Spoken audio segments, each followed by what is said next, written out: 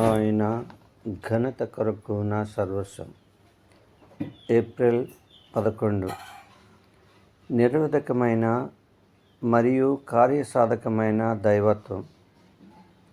ఆయన మరణము యొక్క సాదృశ్యమందు ఆయనతో ఐక్యము గలవారమనే యెడల ఆయన పునరుత్థానం యొక్క సాదృశ్యమందును ఆయనతో ఐక్యము గలవారమై యుందుము.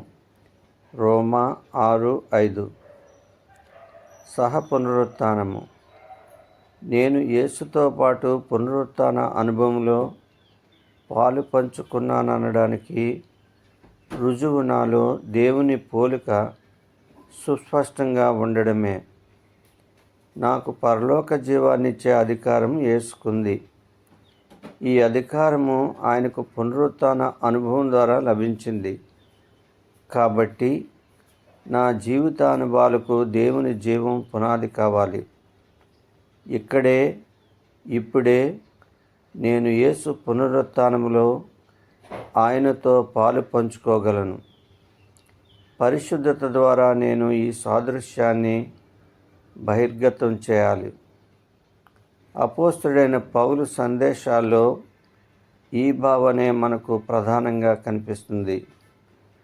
యేసు మరణముతో మనకు సాదృశ్యత ఉన్నట్లయితే ఆయన పునరుత్థానంతో కూడా మనకు సాదృశ్యం ఉంటుంది. ఆయన పునరుత్థాన శక్తి మన స్వభావంలోకి అణువణువున చొచ్చుకుపోతుంది. సర్వశక్తిమంతుడైన దేవుని నిరవధికమైన మరియు కార్యసాధకమైన దైవత్వం మూలంగానే మానవ శరీరంలో దేవుని కుమారుని జీవాన్ని కలిగి ఉండడం మరియు ఆ జీవాన్ని బహిర్గత చేయడం వీలవుతుంది. పరిశుద్ధాత్మ ఏదో ఒక గదిలో ఉండే అతిథి కాదు. ఆయన ఇల్లంతా వ్యాపించి ఉన్నవాడు.